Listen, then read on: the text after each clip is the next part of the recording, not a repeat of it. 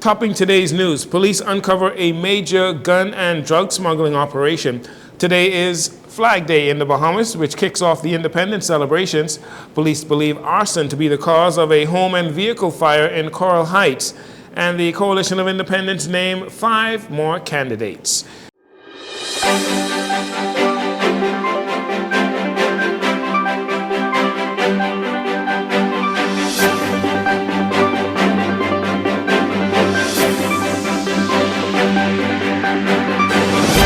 This is your Jcn Evening News. I'm Jcn News. Thank you so much for joining us. The use of illegal firearms continues to wreak havoc in Bahamian communities.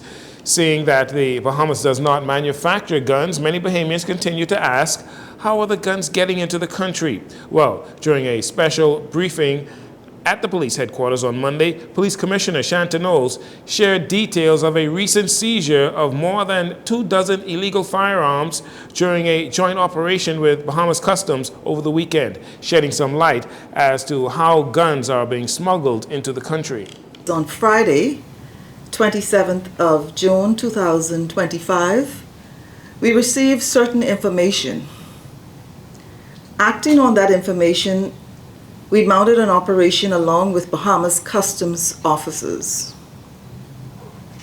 Around 3 p.m., we began the operation, and shortly before 5 p.m., we stopped a vehicle in the western portion of New Providence.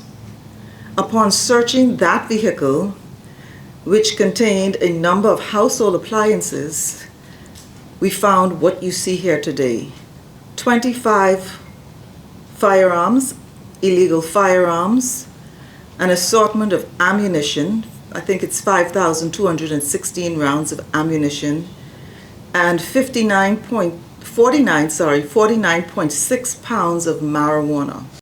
The police commissioner provided a further detailed breakdown of the types of weapons and ammunition, in addition to a major drug find, which highlights the scale of the operation. The drugs is valued at $198,400. In this haul, we have 25 weapons that were recovered.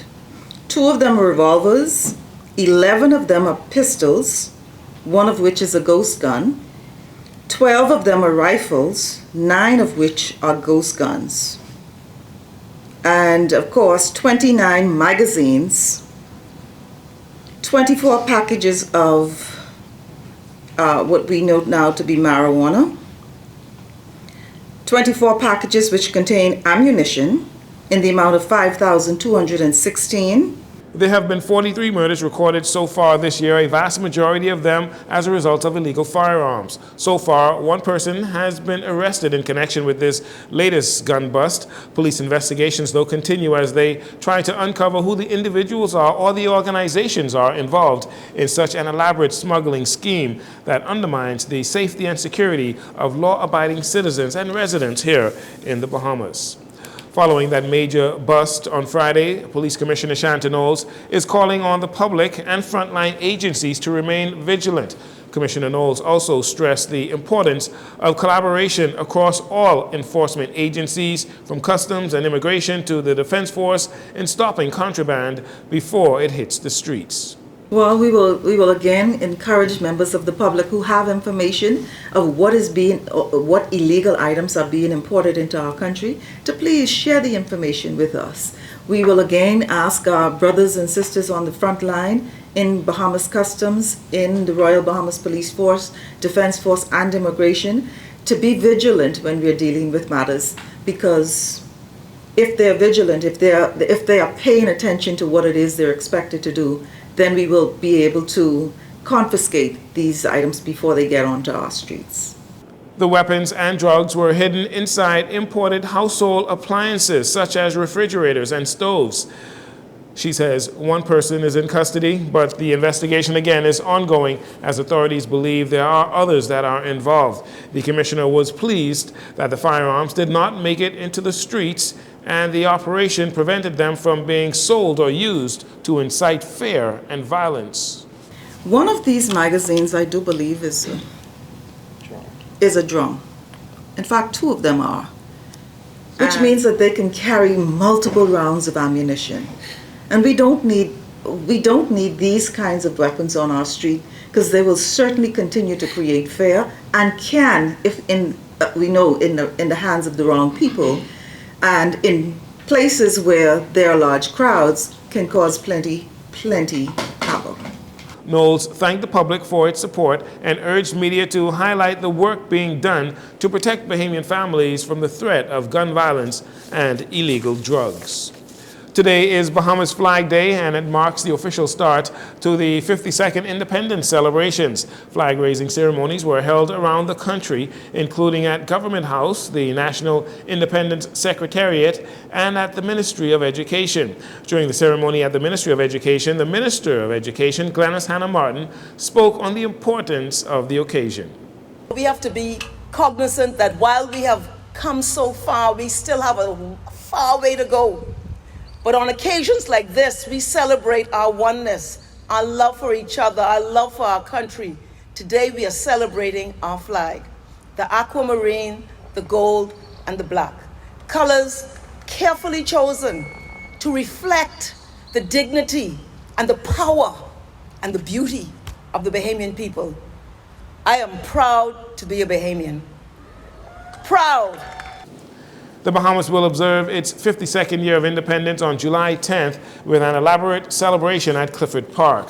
Bahamians nationwide, you are encouraged to take part in the various events to mark this occasion. Police are actively investigating a suspected arson incident that occurred early this morning in Coral Heights in southwest New Providence, resulting in a home and 4 vehicles being severely damaged by fire. According to police, shortly after 3 a.m., police were alerted to a vehicle fire at a residence on Roberts Drive. Fire services responded and discovered the entire home and vehicles engulfed in flames. Despite their efforts to extinguish the fire, the home and vehicles were destroyed. Fortunately, the 4 occupants, a male and 3 females, were able to safely evacuate after one of the alarm systems on one of the vehicles alerted them. The suspect in this matter was observed as a male wearing a white shirt and black pants who lit one of the vehicles on fire. The investigations continue as they try to track down that culprit. And finally, in this segment, the Export-Import Bank of the United States Board of Directors approved nearly $99.6 million, a deal for Focal Holdings Limited, supporting energy production here in the Bahamas. The financing from this transaction supports the procurement of 2 pipelines in the Bahamas, 1 pipeline for diesel and 1 for natural gas, as well as 2 turbine engines. North Carolina-based Pike Electric is supplying the pipelines, while Ohio-based General Electric is supplying the 2 gas turbines. The funds will help the government of the Bahamas implement its national energy reform policy, which leans to more towards renewable energy and improved infrastructure. We'll take a break here. We'll be right back following these commercials.